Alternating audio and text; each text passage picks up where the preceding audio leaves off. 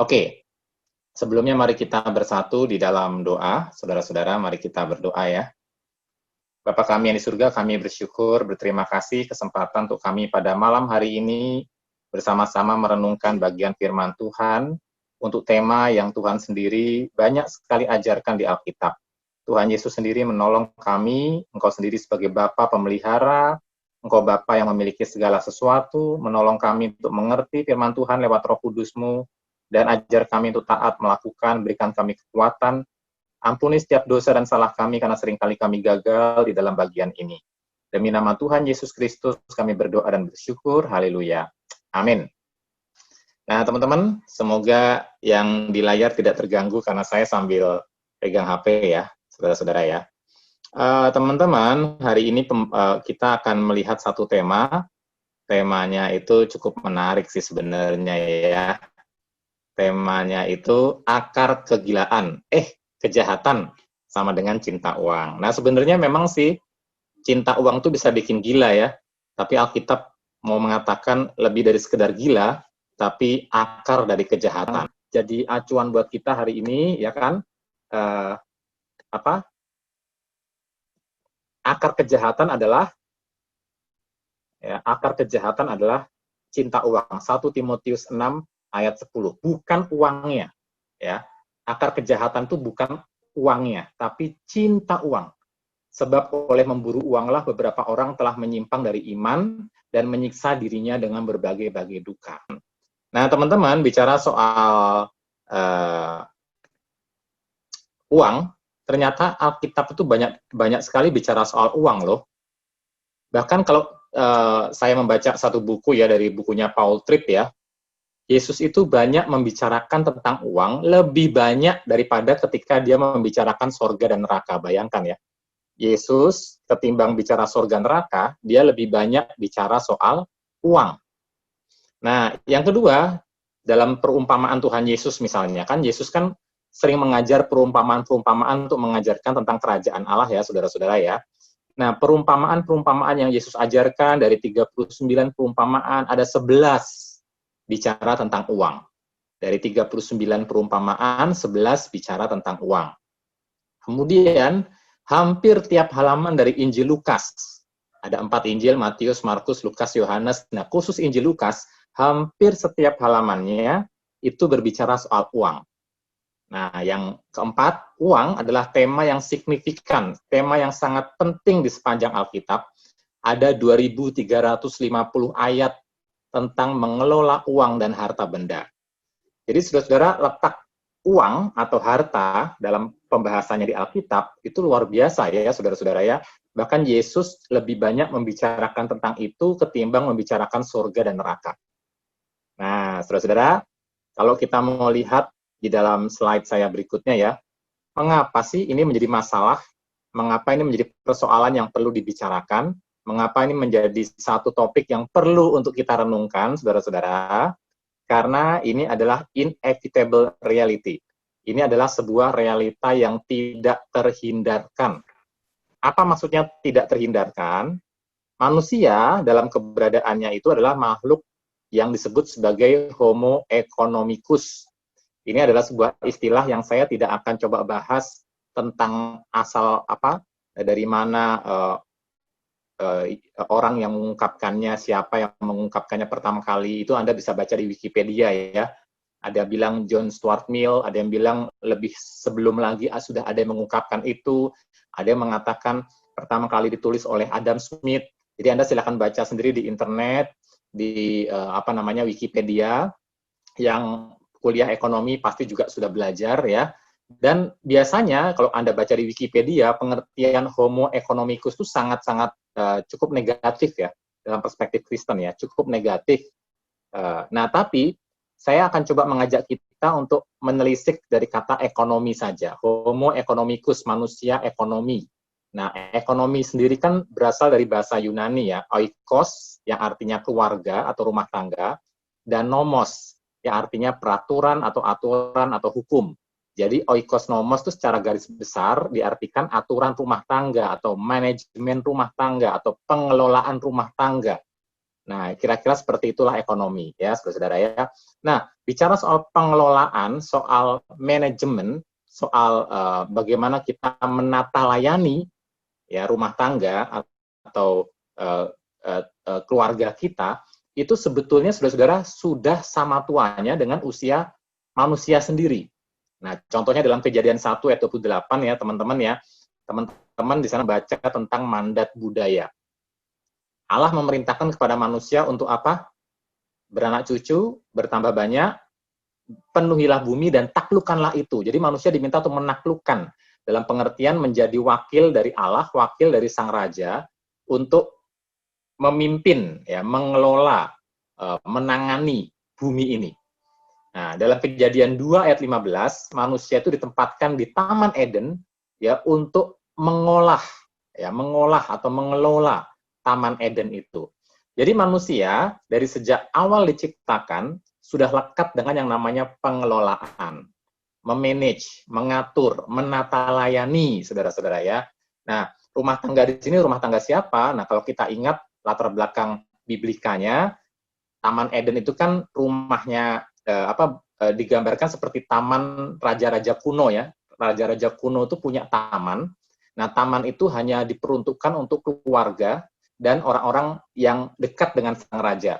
Nah, kemudian yang boleh menikmati isi taman itu hanya keluarga. Tapi dalam hal ini manusia diperkenankan tidak hanya untuk menata layani, tidak hanya untuk memanage, tidak hanya untuk mengatur, mengelola Taman Eden, Taman Sang Raja, yaitu Tuhan. Manusia juga diizinkan untuk menikmati isi atau buah dari pohon-pohon dalam taman itu. Artinya apa? Manusia dianggap keluarga. Manusia dianggap sebagai bagian dari keluarganya Allah. Itu pertama kali manusia dirancang itu seperti itu, saudara ya. Jadi pertama kali manusia dirancang itu menjadi pengelola rumah tangga, menjadi satu keluarga, yaitu keluarga Allah, di mana Allah menjadi bapak kita, Allah menjadi raja kita menjadi anggota keluarganya yang tidak hanya menikmati, tapi diberi kepercayaan untuk mengelola rumah tangga tersebut. Bahkan kita dipercaya untuk mengelola bumi, memanage bumi ini. Nah, saudara, jadi kita pada dasarnya dari sejak awal sudah menjadi ekonom-ekonom. Manusia itu manusia makhluk ekonomikus, makhluk yang dengan rasionya, dengan pikirannya, kemampuan bernalarnya, memanage apa yang Tuhan percayakan. Nah, saudara, jadi itu adalah sebuah realita yang tak terhindarkan. Kita dekat dengan yang namanya pengelolaan. Nah, saudara, dalam perkembangannya kan pengelolaan itu melibatkan yang namanya trade ya, perdagangan, di mana untuk kita memenuhi kebutuhan kita, ya kita itu memerlukan yang namanya orang lain yang dapat menutupi kekurangan kita. Awalnya dengan barter, ya barang tukar barang, lama-lama ditemukan uang, ya nilai dengan alat tukar berupa uang, ya dengan nilai-nilai yang bisa bervariasi ya sesuai dengan konsensus. Nah, saudara, jadi manusia itu tak terhindarkan adalah makhluk ekonomi, manusia ekonomi yang untuk memenuhi kebutuhannya, ya perlu bekerja sama, perlu ada pertukaran dengan manusia lain, begitu ya. Nah, jadi itu suatu realita yang tidak terhindarkan. Nah, tapi kondisi manusia, kalau kita lihat Kejadian pasal 3 kan manusia sudah jatuh dalam dosa ya. Nah, dosa itu yang membuat praktek homo economicus ini bermakna sangat negatif. Dengan kemampuan rasionya, manusia sebagai makhluk yang bernalar, yang punya reason, punya nalar, itu berusaha untuk mencapai kepentingan-kepentingannya atau tujuan-tujuannya ya dengan cara-cara yang optimal, bahkan bisa jadi menghalalkan segala cara. Ya, makanya muncul ungkapan homo homini lupus, manusia serigala bagi sesamanya. Kalau bisa aku memakan orang lain, kenapa enggak? Jadi prinsipnya bukan lagi apa yang kumakan hari ini, tapi siapa yang kumakan hari ini. Nah, saudara, itu yang terjadi setelah manusia jatuh dalam dosa. Homo economicus ini menjadi bernada sangat negatif sekali, ada kepentingan, tujuan-tujuan yang harus dicapai secara optimal, bahkan menghalalkan segala cara. Nah, teman-teman, dalam hal ini kita juga bertanya, mengapa ini penting? selain masalah ekonomi tak terhindarkan, karena kita adalah makhluk ekonomi, hal ini juga penting dibahas Alkitab, karena setelah kejatuhan manusia dalam dosa, yang namanya masalah dosa terkait uang, itu bisa menimpa siapa saja. Ya, bisa menimpa siapa saja. Nah, Paul Tripp itu seorang penulis dari bukunya yang saya baca itu pernah mengatakan money is not the problem. Uang itu bukan masalahnya. Ya, uang itu alat tukar, menolong manusia untuk bisa memenuhi kebutuhannya, itu alat tukar. Tapi uang sendiri bukan masalah. Alkitab mengatakan, nanti kita lihat ayatnya, cinta akan uang, itulah masalahnya. Nah, ini saya ambil saya jadi teringat satu buku yang ditulis oleh Joshua Harris ya. Joshua Harris itu pernah menulis buku Sex is not the problem, lust is. Seks itu bukan masalahnya. Yang jadi masalah itu hawa nafsu. Nah, demikian juga masalah uang. Uang itu bukan masalahnya. Yang jadi masalah itu cinta akan uang. Ya, love of money. Ya, cinta akan harta. Itu yang jadi masalah. Nah, saudara, sayangnya Joshua Harris yang menulis buku ini sekarang sudah meninggalkan iman Kristen ya. Dia menceraikan istrinya dan dia sekarang bukan Kristen lagi. Dia mungkin agnostik atau bagaimana. Pokoknya dia bukan penganut iman Kristen yang ortodoks seperti kita lagi ya. Dia sudah meninggalkan imannya. Nah, teman-teman, tidak ada yang kebal dengan dosa terkait uang.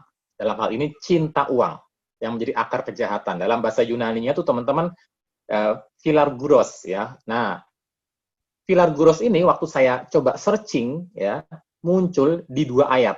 Nah, muncul di 2 ayat ya. Nah, kata philarguros ini muncul di Lukas 16 ayat 14. Saya bacakan buat kita, semuanya itu didengar oleh orang-orang Farisi, hamba-hamba uang itu, dan mereka mencemoohkan dia.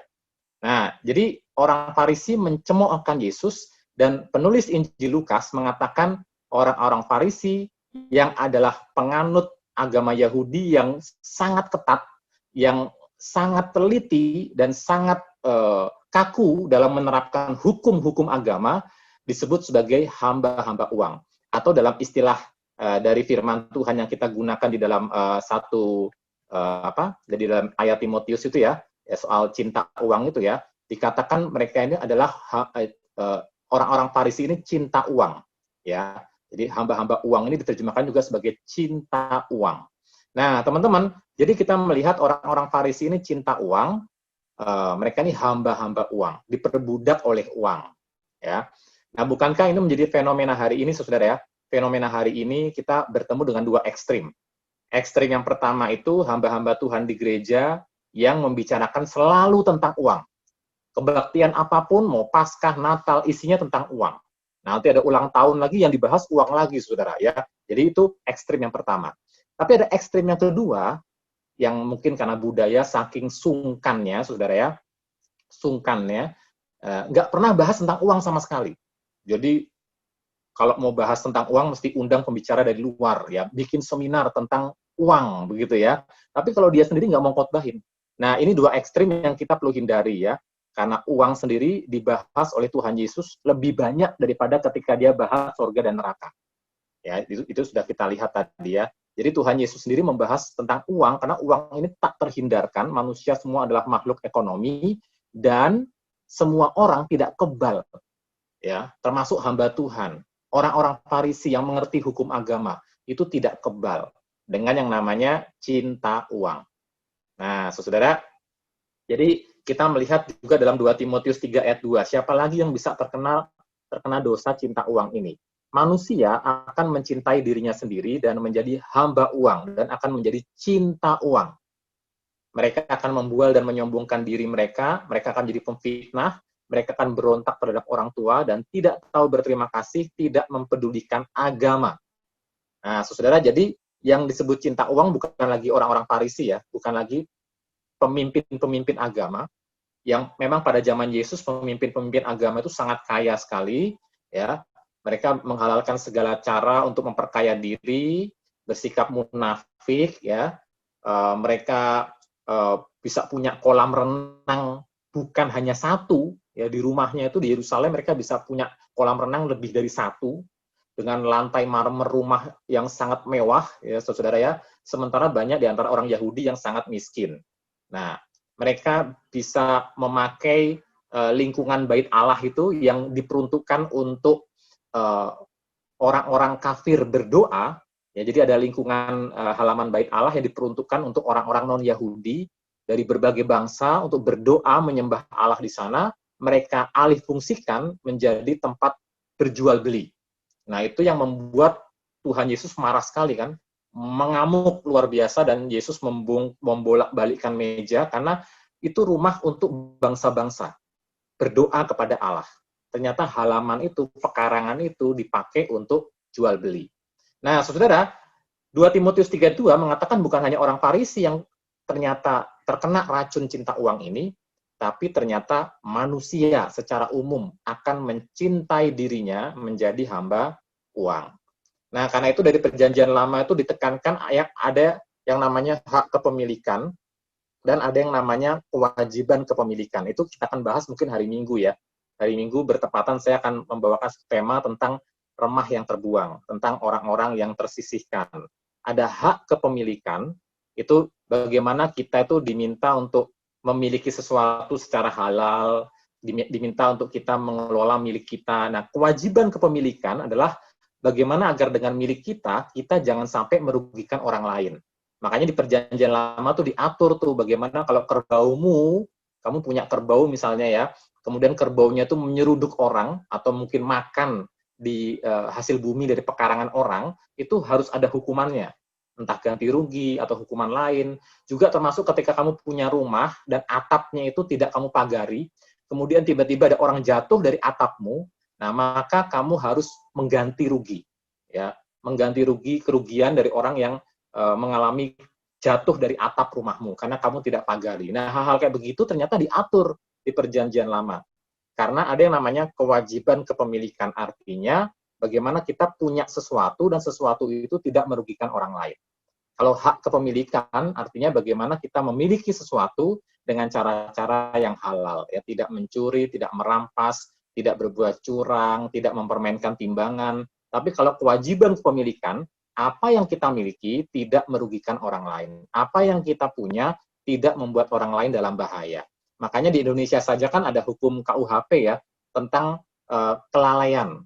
Ya, jadi tentang kelalaian, misalnya kamu lalai mengendarai kendaraan, kamu punya hartamu tuh mobil ya, kemudian kamu lalai. Nah, itu kan ada hukumnya sendiri ya, ada aturannya sendiri.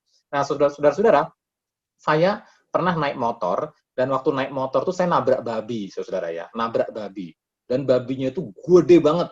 Nah, otomatis motor saya jatuh dong, saya jatuh. Dibayangkan ya, seberapa gedenya itu babi melintas di jalan, sampai saya yang naik motor jatuh, begitu. Nah, saudara, saya pikir-pikir ini kalau di luar negeri ya, kalau di luar negeri, ini yang punya babi ini pasti kena pidana atau kena hukum gitu ya. Ternyata di Alkitab juga begitu. Ada kewajiban kepemilikan. Jadi itu prinsip Kristen sebetulnya. Apa yang kamu miliki, kalau dengan yang kamu miliki itu kamu lalai dan menimbulkan kerugian pada orang lain, babimu, misalnya kamu pelihara babi, kemudian babinya itu membuat kecelakaan kendaraan bermotor, harusnya kamu yang punya babi dihukum. Harusnya ya. Harusnya yang punya babi itu dihukum. Entah babi, entah kambing, entah apapun lah. Pokoknya kalau itu menimbulkan ada unsur kelalaian, menimbulkan celaka bagi orang lain, harusnya yang punya dihukum. Nah, teman-teman, ternyata itu ada di Alkitab, diatur.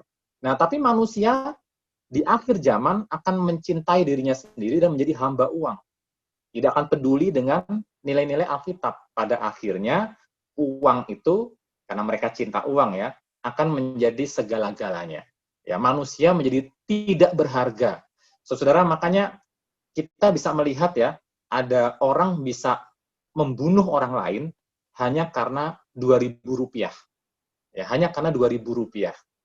Jangankan 2.000 ya, ada juga angka yang lebih besar lah, misalnya ratusan ribu lah. Tapi ratusan ribu atau ratusan juta dibandingkan dengan nyawa manusia kan sebetulnya nggak sebanding gitu. Tapi itulah manusia akan mencintai dirinya sendiri dan bisa melakukan apa saja untuk merugikan orang lain karena cinta uang. Bisa menghilangkan nyawa orang lain, bisa menciderai nama baik orang lain, bisa melakukan banyak upaya untuk membuat dirinya mendapatkan keuntungan karena dia cinta uang. Nah, teman-teman, Itu fenomena akhir zaman, jadi jangan heran kalau kita akan menghadapi itu bahkan di tengah-tengah keluarga sendiri.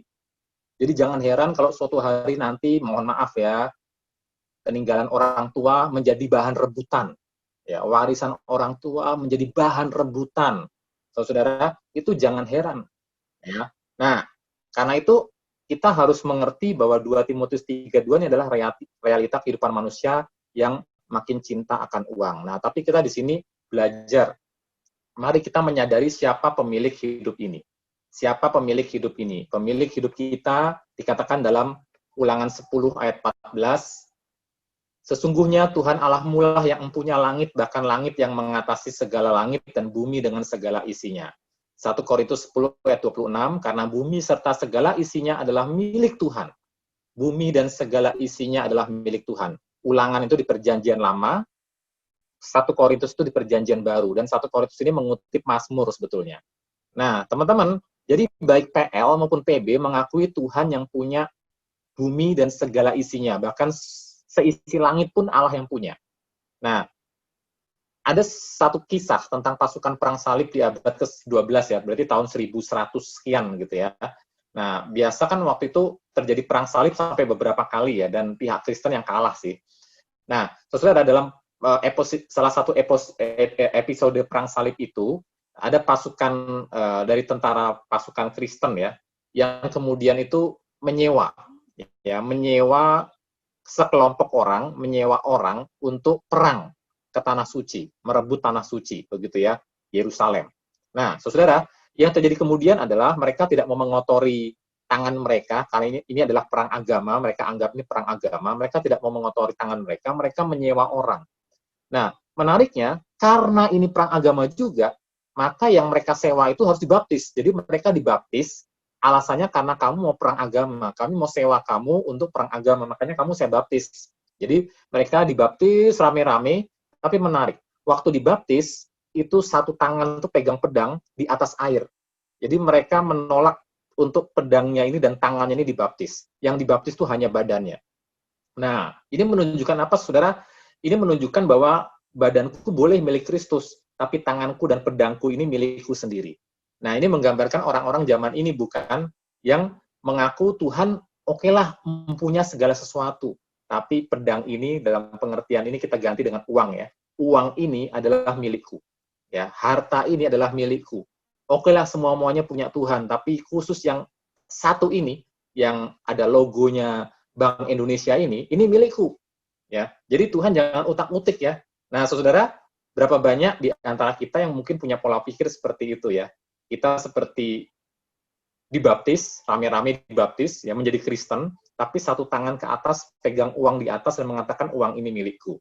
Nah, saudara, artinya apa? Artinya kita menjadi Kristen, tapi tidak sepenuhnya itu menjalani kehidupan sebagai murid, ya, karena masih ada satu aspek dalam hidup kita yang kita tidak mau serahkan ke Tuhan. Nah, saudara, tapi kita perlu belajar sadari nilai hidup kita. Nilai hidup kita tuh di hadapan Tuhan itu seperti apa sih? Allah itu begitu menganggap kita berharga, ya. Dia tuh mengasihi orang berdosa, Anda dan saya, sehingga ia mau datang untuk memberikan hidupnya, ya, mati bagi keselamatan kita, menebus dosa-dosa kita, ya. Kita musuh-musuh Allah, tapi kita diperdamaikan dengan Dia lewat kematian dan kebangkitannya. Nah, sebagai anak-anak Tuhan, sebagai murid-murid Kristus, murid-murid kerajaan Allah, kita dipandangnya berharga. Ya. Nah, berharganya itu tidak hanya saat hidup, tapi termasuk saat mati. Ya, makanya ada ayat yang mau saya tunjukkan, tapi ayat ini sebenarnya menunjukkan bahwa betapa berharganya hidup kita itu bukan hanya masalah kalau kita kaya, kalau kita diberkati secara finansial, itu baru kita berharga. Enggak. Firman Tuhan ini justru menunjukkan kamu itu berharga, bahkan ketika kamu dianiaya dan mati oleh karena imanmu. Kamu itu berharga. Nah, Matius 10 ayat 29. Bukankah burung pipit dijual 2 ekor seduit? Artinya 1 duit, 2 ekor ya. Di sini saya kasih tanda ya. 1 duit, 2 ekor. Namun seekor pun daripadanya tidak akan jatuh ke bumi di luar kehendak Bapamu. Nah, kalau kamu baca ayat-ayat selanjutnya, di dalam Matius itu akan nyata di sana pernyataan Tuhan betapa kamu itu lebih berharga dari burung pipit. Ya, ada kata kamu tuh lebih berharga, kamu tuh precious. Burung pipit itu harganya 1 duit 2 ekor. Nah, dalam Lukas dikatakan, bukankah burung pipit dijual 5 ekor 2 duit? Sungguh pun demikian, tidak seekor pun daripadanya yang dilupakan Allah. 2 duit 5 ekor. Nah, teman-teman, Anda lihat kejanggalan nggak di sini? 1 duit dapatnya 2 ekor. Nah, coba yang matematikanya pinter ya. 2 duit harusnya berapa? 1 duit dapatnya 2 ekor. Kalau 2 duit berarti dapatnya 4 ekor. 4, betul ya. Tapi Alkitab mengatakan kamu dapat 5. Artinya ada diskon, ada apa? Ada bonus, ya, ada bonus. Jadi ternyata di Alkitab sudah mencatat soal bonus ya. Jadi kamu belanja 2, harganya seduit, belanja 5, cukup bayar 2 duit. Atau kamu bayar 2 duit, dapatnya 5 ekor, bonus 1. Itu saking murahnya itu burung, saudara ya. Saking murahnya itu burung. Burung pipit tuh, kalau saya tanya istri saya itu buat apa sih? Ya buat mainan, begitu ya. Nah, saudara, tapi dikatakan di dalam Matius, kamu lebih berharga dari burung pipit yang murah itu, dan burung pipit ya, yang diperhatikan Allah itu tidak, yang murah itu tidak dilupakan oleh Allah, ya, tidak dilupakan oleh Allah. Apalagi kamu. Nah, saudara, jadi kita melihat di dalam Matius dikatakan seekor burung yang murah itu tidak akan jatuh ke bumi di luar kehendak Bapakku di surga, dan tidak seekor pun daripadanya dilupakan Allah. Nah, apalagi kamu, ya, sangat berharga. Nah, mau tahu murahnya burung pipit itu seperti apa? Markus 12 ayat 42. Lalu datanglah seorang janda yang miskin, dan ia memasukkan 2 peser, yaitu 1 duit. Penulis Markus mengatakan janda itu miskin, ditunjukkan dengan memberi persembahan 1 duit di bait Allah, dan Yesus melihat aksi janda miskin ini. Jelas-jelas dikatakan miskin, 1 duit, artinya dia punya 2 peser, dan 1 duit itu artinya 2 ekor, ya, 2 ekor burung pipit. Jadi hartanya si janda ini hanya 2 ekor burung pipit. Hartanya si janda ini dikatakan oleh Tuhan Yesus, dia itu memberikan dari seluruh kekayaannya. Yesus mengatakan janda ini memberikan dari seluruh miliknya, seluruh hartanya. Bayangkan ya, orang hidup punya harta hanya 2 ekor burung pipit yang hanya bisa untuk mainan. Nah, teman-teman, tapi Tuhan Yesus sangat menghargai janda ini. Nah, saudara, demikian juga kita anak-anak Tuhan, kita itu jauh lebih berharga dari burung pipit, kata Tuhan ya, dalam Matius dan Lukas. Ya, dan ini konteksnya bicara soal penganiayaan.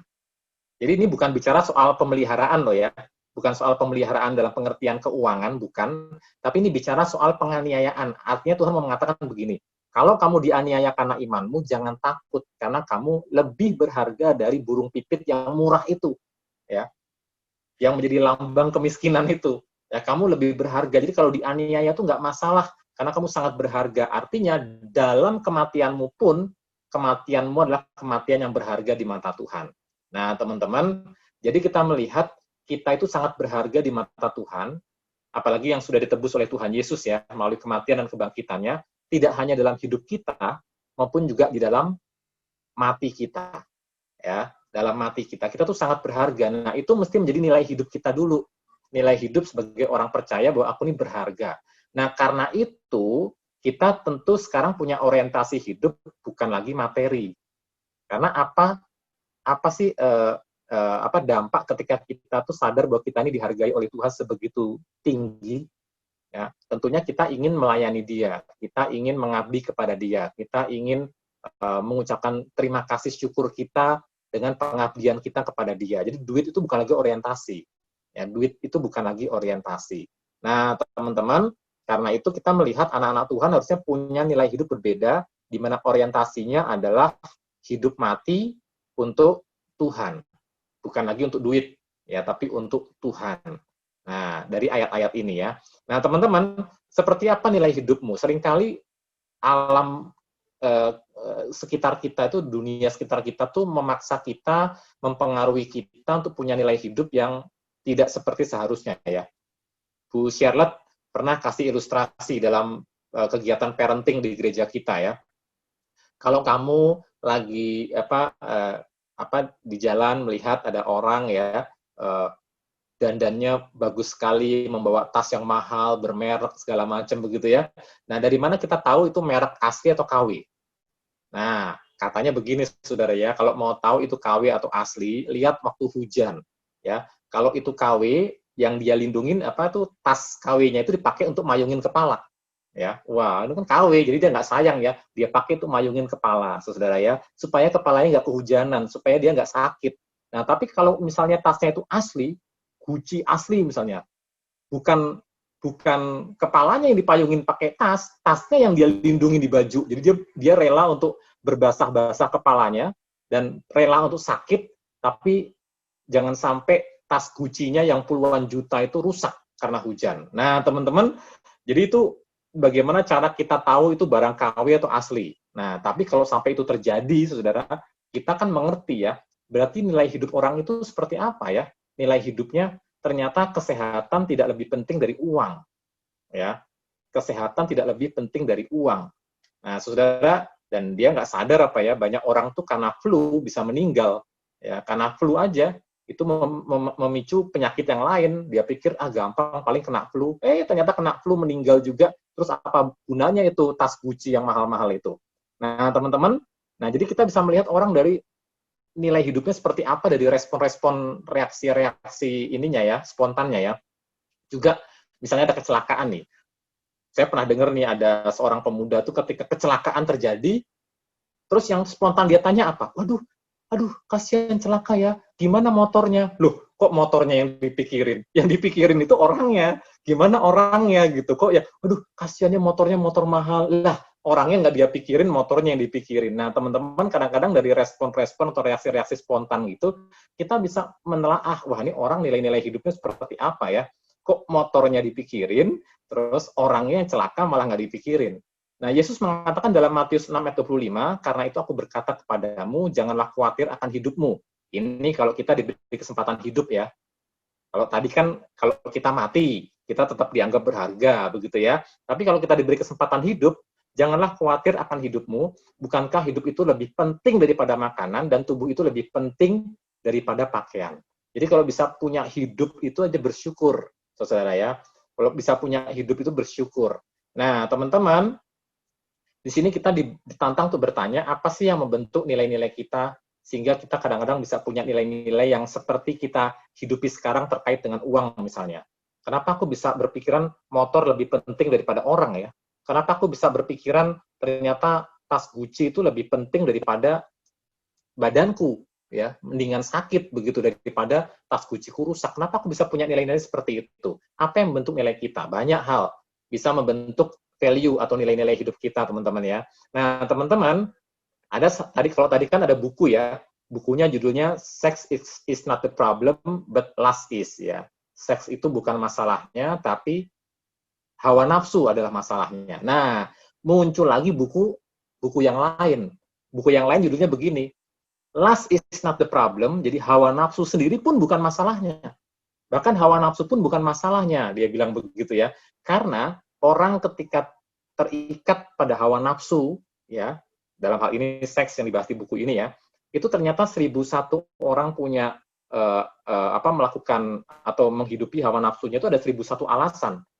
Nah, saudara, demikian juga ternyata uang bukan masalahnya, masalahnya adalah cinta uang. Tapi cinta uang pun jangan-jangan itu baru gejala, ya. Padahal firman Tuhan mengatakan cinta uang adalah akar kejahatan, ya.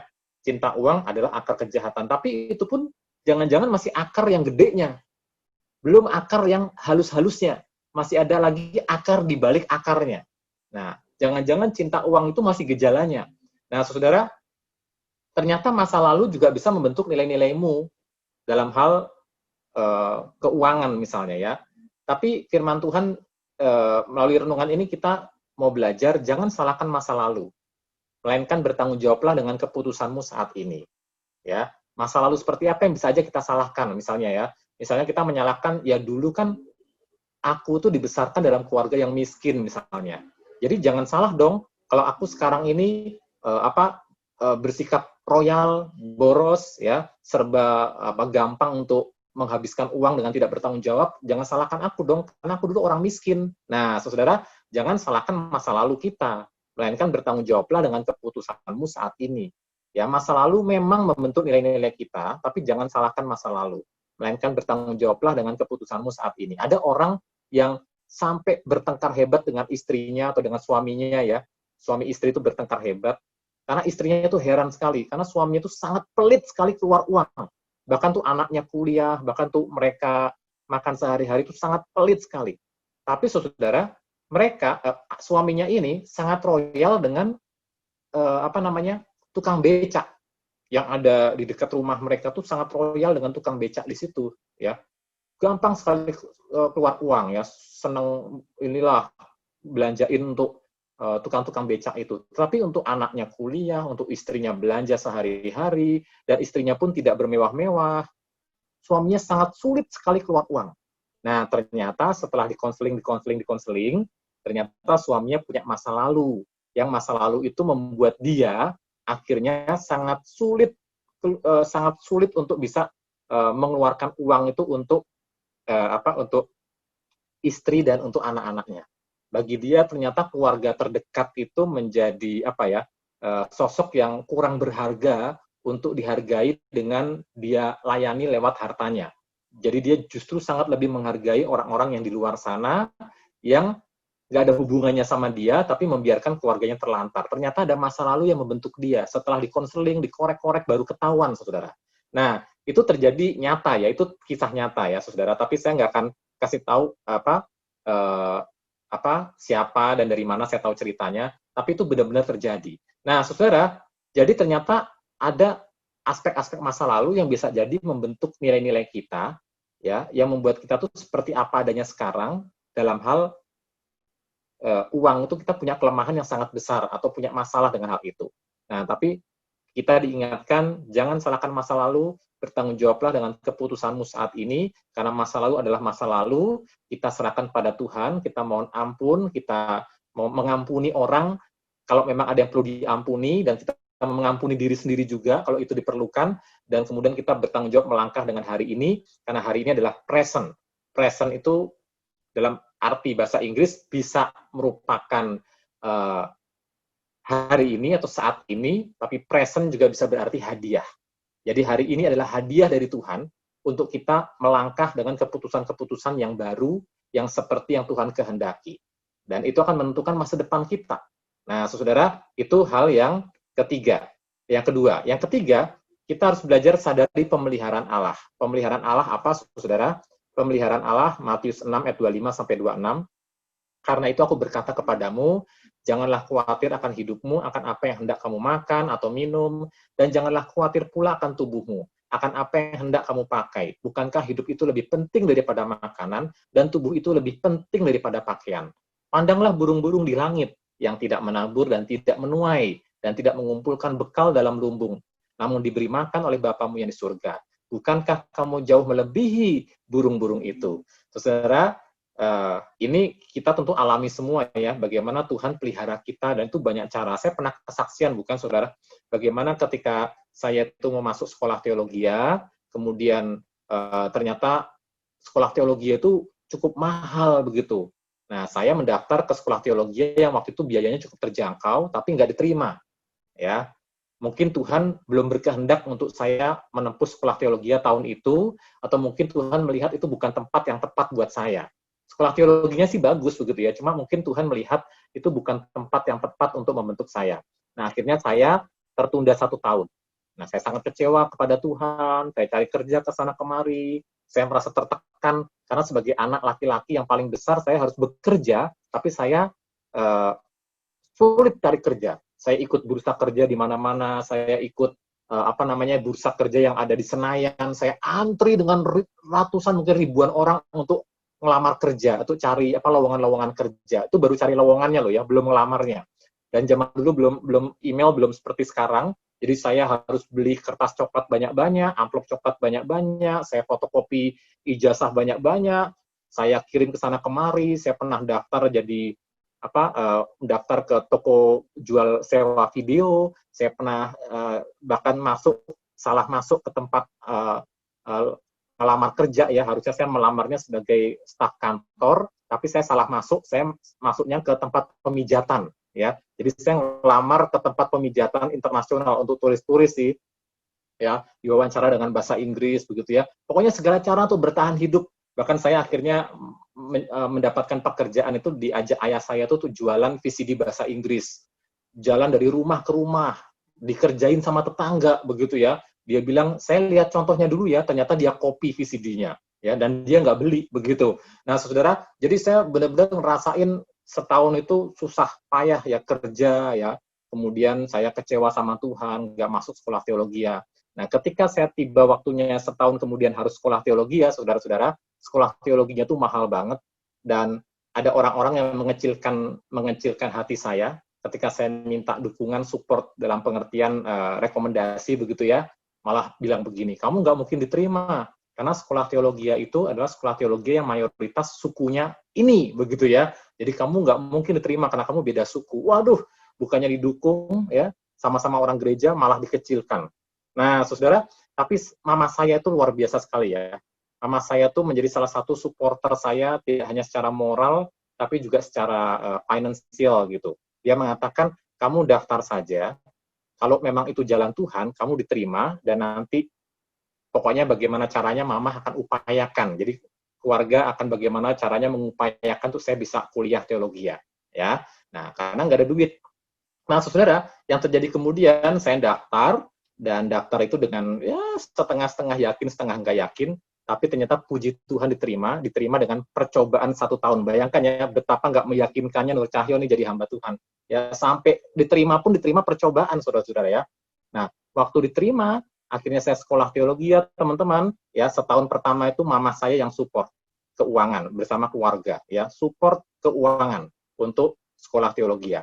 Tapi ketika tahun kedua, saudara-saudara ya, kemudian saya dapat beasiswa untuk kuliah teologi ya, dan pada tahun kedua itulah mama saya dipanggil Tuhan. Ya, mama saya dipanggil Tuhan. Supporter keuangan saya yang paling besar untuk kuliah teologi dipanggil Tuhan. Dan akhirnya saya bertahan kuliah teologi di tahun kedua itu dengan beasiswa dari kampus. Nah, tahun ketiga saya mulai dapat undangan-undangan khotbah. Ya, itu sudah mulai pacaran dengan Bu Lili itu. Ya, jadi saya kalau mau ngapelin Bu Lili, saudara, ngapelin Bu Lili itu awal-awal pacaran tuh masih jarak jauh. Bagaimana saya mahasiswa yang duit kuliahnya aja duitnya itu duit sponsor, ya, duit dari bantuan beasiswa, bagaimana bisa bertahan pacaran, ya. Tahun pertama ternyata Tuhan izinkan kami pacaran jarak jauh itu ada program SMS 100 SMS per hari, waktu itu belum zaman WA ya. 100 SMS per hari XL gratis. Jadi kami pacaran tahun pertama itu disponsori oleh XL. Jadi saya tiap hari pacarannya itu SMS, 100 SMS gratis itu. Kalau jempolnya tuh diukur siapa yang paling banyak cintanya masuk surga, itu mungkin jempol saya masuk surga duluan ya. Nah, saudara-saudara, jadi itu saya disponsori oleh XL. Nah, tahun kedua, istri saya tuh ternyata diizinkan Tuhan tuh kuliah di Jakarta. Jadi kami jarak dekat. Nah, waktu istri saya kuliah di Jakarta dan kami mulai jarak dekat, saudara, disitulah program XL-nya berhenti. Bayangin ya, program XL-nya berhenti pas istri saya itu ke Jakarta. Jadi kami pacarannya jarak dekat, tidak lagi disponsori XL. Tapi saya mulai dapat undangan-undangan khotbah. Jadi kalau ada undangan khotbah, ya nanti duitnya saya simpan, Sabtu ngapelin istri saya. Ngapelin istri saya pun kalau jajan ya, makannya itu cuma makan di McD ya kalau nggak salah ya. Spaghetti yang 5.000, bayangin. Kami cuma makan spaghetti 5.000 ya. Itu pacaran nggak romantis banget ya. Tapi hampir setiap kali kami jajan ya cuma segitu-segitu aja, karena nggak ada duit kan, masih mahasiswa. Nah, entah bagaimana akhirnya kami bertahan pacaran 5 tahun dan menikah. Jadi mau menikah pun kita bingung ya. Nah, kan teman-teman di sini kemarin ada yang sempat tanya ya, bagaimana biaya nikah? Nah, ada orang mengatakan begini, udahlah pokoknya kamu percaya saja, pasti ada aja jalan untuk kita menikah. Nah, saya pikir itu perkataan orang tuh menghibur ya. Ternyata benar juga sih, itu menghibur, tapi sekaligus juga memang ada kebenarannya. Kalau memang itu Tuhan izinkan terjadi, benar-benar Tuhan sediakan. Dan kami bisa menikah dengan biaya sendiri, ya. Dan kemudian kami bisa mengakhiri pesta pernikahan dan seluruh rangkaian pesta pernikahan itu dengan keuangannya itu tidak berhutang. Jadi di akhir saldonya itu kami tidak ngutang begitu. Nah, itu kan satu kebanggaan tersendiri ya. Kami bisa melaksanakan pesta pernikahan dengan biaya sendiri tanpa bantuan orang tua secara total begitu ya. Kami biaya sendiri dan kemudian ternyata tidak berhutang. Nah, saudara, jadi pemeliharaan Tuhan memang ternyata terbukti sih ada aja. Nah, jadi saudara, itu cara Tuhan pelihara anak-anaknya. Ya, ada saat-saatnya waktu Pak Cahyo menjalani pernikahan, ada nggak sih saat-saatnya kelaparan? Ada. Ya, ada saat-saatnya benar-benar duit itu habis, belum akhir bulan duit itu udah habis ya saudara-saudara ya. Dan kami ya tahan-tahan makan apa aja yang ada, itu pernah terjadi benar sih. Nah, cuma selalu ada cara Tuhan, ya ada aja berkat yang Tuhan kirimkan, ada aja berkat yang Tuhan berikan. Nah, saudara, jadi itu cara Tuhan memelihara anak-anaknya. Nah, saudara, jadi itu kesaksian saja, tapi yang terakhir, sadari kalau kita masih bisa hidup sampai sekarang, selain karena pemeliharaan Tuhan, itu adalah kesempatan dari Allah. Kesempatan untuk apa? Melayani Tuhan. Ingat janda miskin tadi. Lalu datanglah seorang janda yang miskin dan ia memasukkan 2 peser, yaitu 1 duit. Dan Yesus memuji janda itu karena dia memberikan dari seluruh yang dia miliki. Yang harganya cuma 2 ekor burung itu. Dan dia berikan ke bait Allah. Nah, teman-teman, janda ini, yang miskin ini, yang keadaannya sangat memprihatinkan karena sebagai janda dia tidak terlindung, tidak ada pria yang melindungi dia. Ternyata dia memberikan semua yang ada, percaya bahwa bapaknya itu yang memelihara dia. Bapaknya di surga yang menjadi suami bagi dia untuk menjaga dia, memelihara hidupnya. Nah, bagaimana dengan kita yang nggak semiskin-miskin ini? Ya, dalam kita itu memanfaatkan apa yang kita punya, yaitu harta kita, untuk melayani Tuhan. Contoh jemaat di Makedonia, 2 Korintus 8 ayat 1-4. Saudara-saudara, kami hendak memberitahukan kepada kamu tentang kasih karunia yang dianugerahkan kepada jemaat-jemaat di Makedonia. Selagi dicoba dengan percobaan yang berat dalam berbagai penderitaan, sukacita mereka meluap. Dan meskipun mereka sangat miskin, namun mereka kaya dalam kemurahan. Aku bersaksi bahwa mereka telah memberikan menurut kemampuan mereka, bahkan melampaui kemampuan mereka. Dengan kerelaan sendiri mereka meminta dan mendesak kepada kami, supaya mereka juga beroleh kasih karunia untuk mengambil bagian dalam pelayanan kepada orang-orang kudus. Orang yang miskin, seperti jemaat di Makedonia, malah mendesak Paulus, tolong, kami ingin mengambil bagian dalam pelayanan kepada orang-orang kudus. Mereka mendesak loh. Mereka yang minta, kami memang miskin, kami jemaat miskin, ya, kami nggak punya duit, nggak kaya kayak jemaat Korintus. Ini kan surat kepada jemaat Korintus ya. Jemaat Korintus adalah jemaat yang sangat kaya harta, kaya dengan karunia-karunia rohani. Tapi jemaat Makedonia sangat miskin secara ekonomi. Tapi mereka mendesak bagaimana caranya kami ambil bagian ikut pelayanan kepada orang-orang kudus lewat harta kami yang terbatas ini. Mereka kasih bantuan untuk jemaat di Yerusalem yang sedang kelaparan. Nah, teman-teman, ini teladan jemaat Makedonia. Bagaimana dengan kita yang tentunya tidak semiskin itu, ya, yang dikatakan sampai dicobai dengan berat dalam berbagai penderitaan. Sangat miskin dikatakan di sini ya, sangat miskin. Nah, kita kan nggak semiskin-miskin itu ya. Tapi bagaimana disiplin kita dalam suasana pandemi ini misalnya ya, untuk kita tuh benar-benar menyisihkan persembahan kita untuk kita kemudian serahkan ke gereja.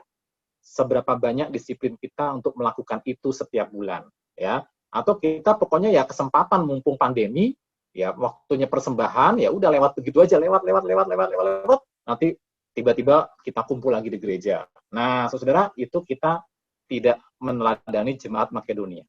Ya, kita tidak seperti janda yang miskin yang dipuji oleh Tuhan Yesus. Nah, bagaimana juga kita melayani Tuhan lewat harta kita. Nah, saudara, ini terakhir ya.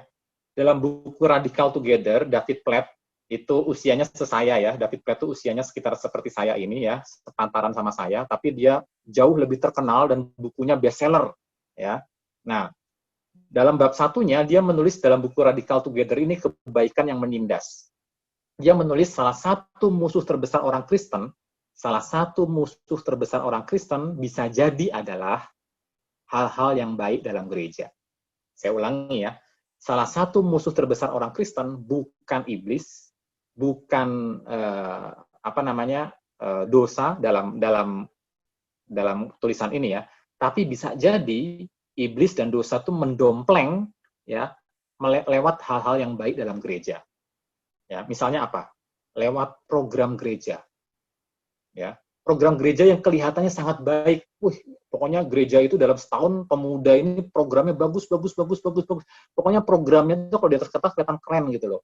Ya, tapi jangan-jangan itu menjadi salah satu musuh terbesar orang Kristen. Program-program yang baik kelihatannya dalam daftar program tahunan kita. Atau mungkin kemakmuran kita sebagai gereja, kenyamanan kita sebagai gereja, fasilitas gereja. Jangan-jangan itu menjadi musuh terbesar orang Kristen. Nah, saudara, kenapa? Ya, karena kita perlu bertanya sebenarnya. Ini slide terakhir saya ya. Apakah semua program dan aktivitas ini yang kita buat ini dalam tahun ini adalah cara terbaik untuk menghabiskan waktu, untuk menghabiskan uang, dan menghabiskan tenaga kita bagi penyebaran Injil di lingkungan dan bangsa kita? Apakah semua program dan aktivitas yang kita susun tahun ini adalah cara terbaik untuk menghabiskan waktu kita, uang kita, dan tenaga kita bagi penyebaran Injil di lingkungan dan bangsa kita? Jangan sampai, kata David Platt ya, kita membela sebuah program karena itu berhasil sebelumnya. Jadi patokannya tuh karena dulu berhasil. Dulu program ini program yang bagus, dulu program ini sukses. Padahal untuk sekarang ini ternyata program itu bukan yang Allah kehendaki. Jadi program itu harus melayani manusia, bukan manusia itu melayani program, saudara. Karena itu saudara-saudara, contoh kayak kalau di sekolah ya, ada sekolah Alkitab liburan, ya SAL. Ya, saya punya prinsip ya, kalau memang SAL itu nggak efektif lagi, ya jangan dipaksakan untuk ada, ya. Tapi kalau SAL itu sangat efektif untuk mendukung penyebaran Injil di lingkungan sekolah kita, di antara para siswa, tetap laksanakan, begitu kan? Pokoknya kita harus fleksibel mengikuti tuntunan Tuhan, bukan mau kita, gitu. Harus benar-benar berdoa baik-baik, karena waktu, uang, tenaga kita tuh sangat terbatas. Nah, ini mesti dipakai sungguh-sungguh untuk penyebaran Injil di lingkungan dan bangsa kita. Nah, teman-teman, David Platt itu sangat radikal sekali, makanya judulnya bukunya Radical Together ya, radikal bersama-sama. Ketika dia dipercayakan melayani di gereja tempat dia melayani waktu itu ya, dia membawa prinsip ini. Dan memang waktu itu cukup terjadi gejolak ya, karena orang sudah nyaman dengan program yang ada. Tapi kemudian ketika dia memberikan pengertian yang baik, dia berdoa, dia mengumpulkan orang-orang yang sehati dengan dia, dan akhirnya, saudara-saudara, yang terjadi kemudian, setiap komisi di gerejanya dia, semula, awalnya ya, sebelum dia datang, itu berlomba-lomba untuk mengumpulkan budget, membuat budget sebesar-besarnya untuk program-program mereka. Tapi setelah dia datang, setelah David Platt ini datang menjadi gembala di gereja itu, setiap komisi ini justru berlomba-lomba untuk menghabiskan uangnya untuk misi keluar. Ya, bagaimana supaya ini bisa membantu orang miskin di India, bagaimana supaya ini bisa membantu korban bencana alam di bencana Katrina misalnya di Amerika, bagaimana untuk membantu penyebaran Injil di Afrika dan Timur Tengah. Jadi komisi-komisi di gerejanya dia justru berlomba-lomba bagaimana caranya uang ini habis untuk mendukung pekerjaan pekabaran Injil atau misi kepada orang miskin di India, di banyak tempat di negara-negara yang membutuhkan. Nah, teman-teman, jadi ini makanya disebut radikal, ya, radical together, ya, harus bersama-sama karena nggak bisa sendiri. Ingat 1 Timotius 6 ayat 10, karena akar segala kejahatan ialah cinta uang, sebab oleh memburu uanglah beberapa orang telah menyimpang dari iman dan menyiksa dirinya dengan berbagai-bagai duka. Mari kita berdoa ya, teman-teman ya. Bapa di surga, kami bersyukur, berterima kasih untuk kesempatan kami hari ini mendengarkan renungan firman Tuhan. Biarlah firman Tuhan hari ini menolong kami untuk ingat Allah pemilik segala sesuatu yang memiliki langit bumi, kehidupan kami, masa depan kami. Kami harus belajar tidak khawatir, kami harus belajar berserah kepada Tuhan. Kami harus belajar untuk bahkan mengelola apa yang Tuhan percayakan dan memakainya itu sebesar-besarnya, seoptimal mungkin untuk mendukung pekerjaan Tuhan. Kami belajar dari janda miskin, kami belajar dari jemaat Makedonia yang dalam kemiskinan mereka justru mendesak-desak, tolong kami mau pakai harta kami untuk mendukung pekerjaan Tuhan. Tuhan, tolong kami di masa pandemi ini tidak menjadi alasan buat kami untuk melalaikan pelayanan lewat uang dan harta kami, tapi jadikan masa pandemi ini kami justru tetap setia, dan kami justru semakin melihat kebutuhan yang semakin besar di sekeliling kami. Terima kasih Bapak, terima kasih kami serahkan kehidupan kami hari ini. Biarlah firman Tuhan sendiri yang menolong kami untuk tetap bisa memikirkan yang terbaik dalam pengelolaan uang kami, termasuk di dalam komisi pemuda ini. Demi nama Tuhan Yesus, kami berdoa dan mengucap syukur. Haleluya. Amin.